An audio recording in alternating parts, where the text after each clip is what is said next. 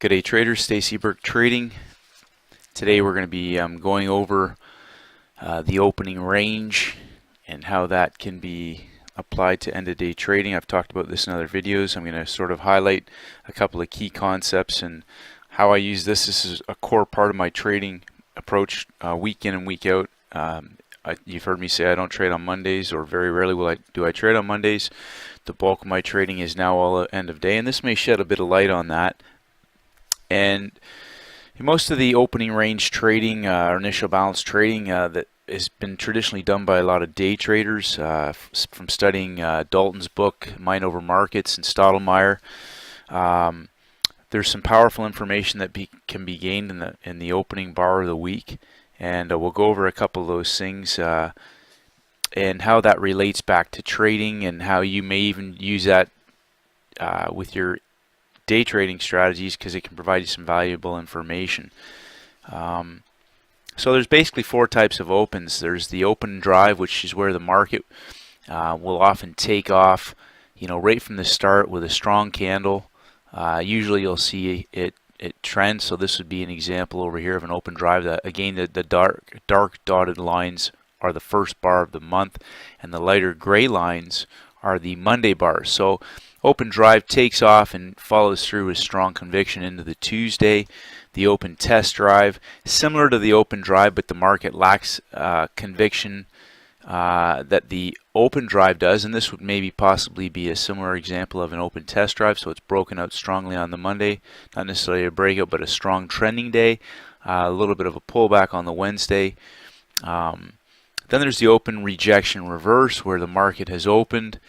This could possibly be looked at as an open rejection reverse. So the Monday was a bull candle, and then the market continued to fall down into the Tuesday, Wednesday. And then the open auction in range, where the market potentially has opened inside of a trading range, and we'll talk about that a bit more in a second.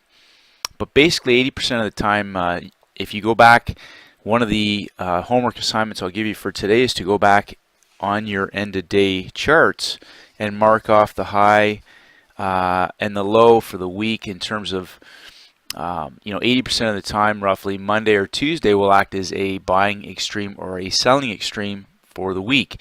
Now start thinking in terms of weekly ATR and monthly ATR, because again, the opening range for the month can as well give us some valid information. Now what's critical is that when we violate a previous week's high or low, or we're trying to spot trends, we're looking at breakouts. We talk about the three types of markets. Markets break out, they pull back, they fill more orders, and they continue on. They break out, they pull back, and reverse strongly to the other side. That's usually coined a false break. And then they break out, they pull back, and they go into a trading range or a sideways market. So this applies again Monday to Friday.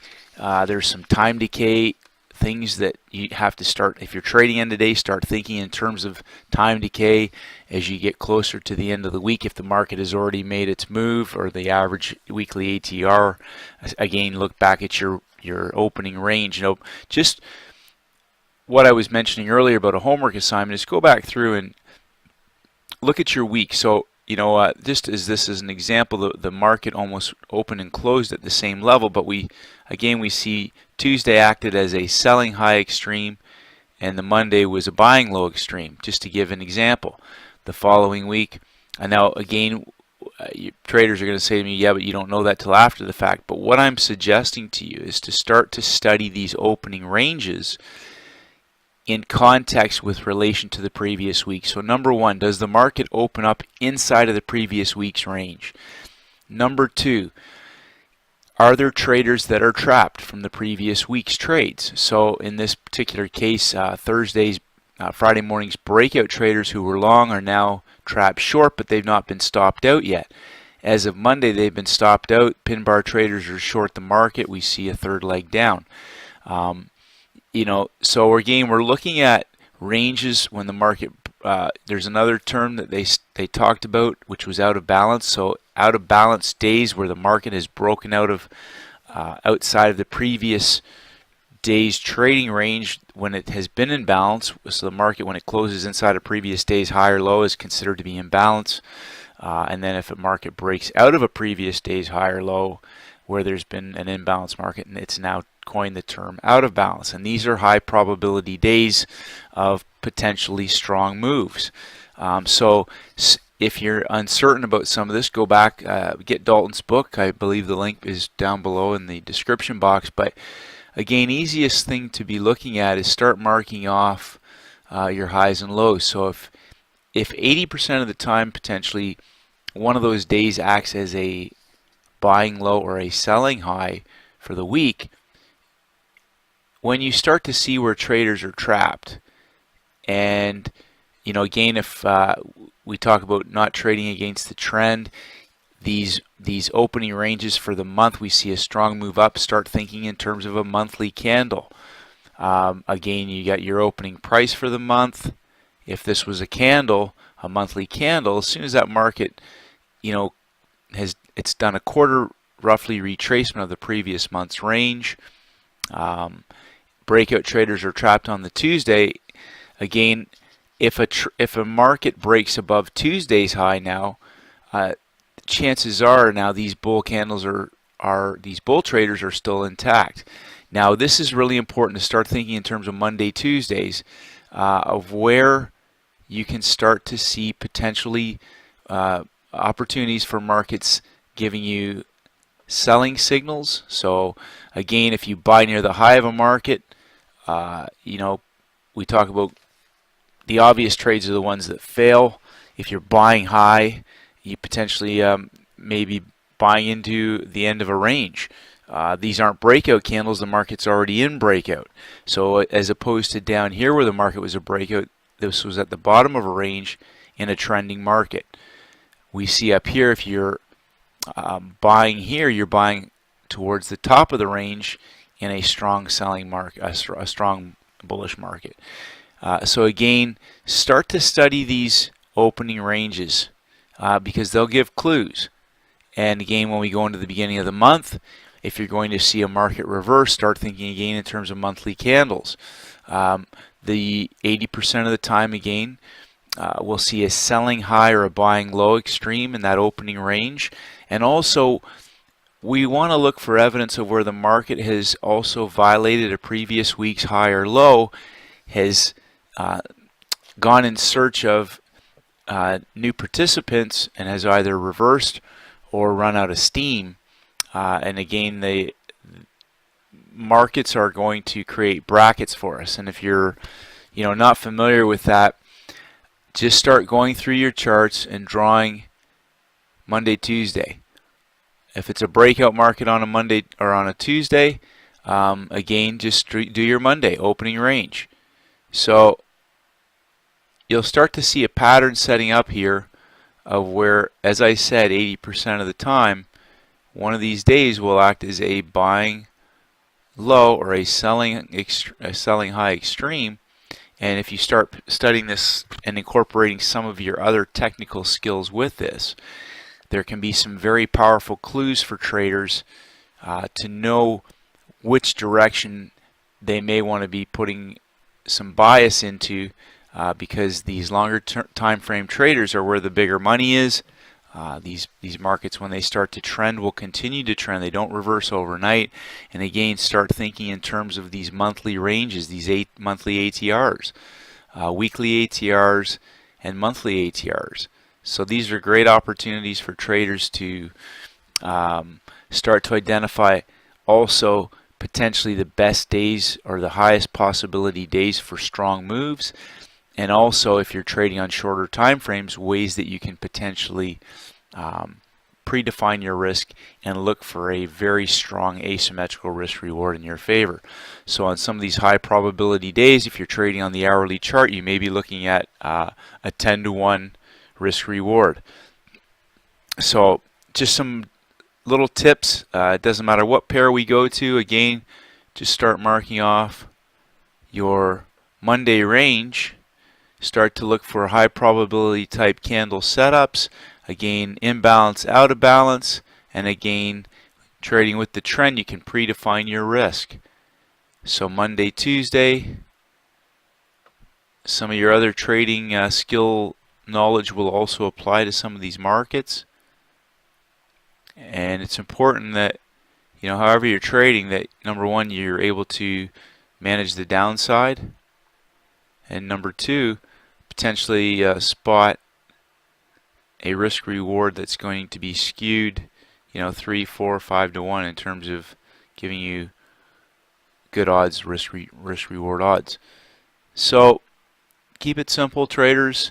Opening range, usually the first time frame of a trading period, whether it's day trading, whether it's 5-minute charts, hourly charts. In this particular case, I apply this to end of day trading, and also looking at the ends of the month, the same principles can apply. So look at your Mondays, mark off your Monday candle, start to you'll see the same pattern setting up over and over again. 20 period closing low. This is an example of John Carter's Hope Low. So a close above the high of the low period, and this would be what other traders call a close above the lowest close in the last 20 bars. And again, if you incorporate that into a opening range trade, so Monday, Tuesday, and we talk about 80% of the time one of these extremes will be the high or the low for the week. If you're a breakout trader, chances are now you're into a move that, again, looking at a measured move potentially of reproducing Tuesday's range, but most of these are range extensions of Monday candles. And then you may want to apply some of this to your economic calendar. So for example, if the Aussie dollar is heading into a major news event, start looking at the last week prior. So we had Monday open up inside of the range from the previous week. So if we were looking at this as a bracket, there's a selling high up here. I'll just lower that down. So if we had sellers coming in above,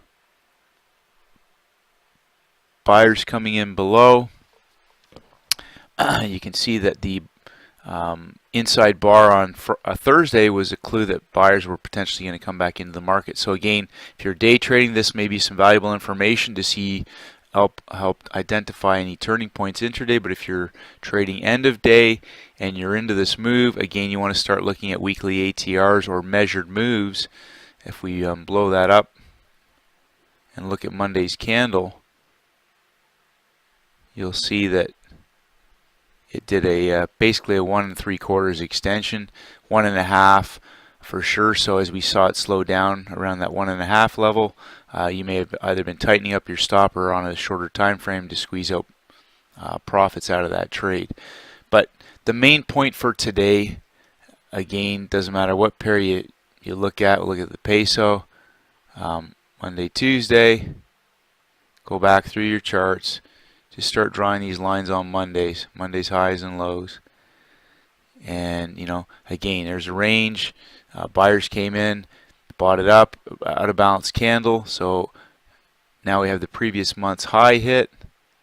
And not to say that that's a short trade, but again, breakout traders may look to limit order as the lows creep up into the top of the range.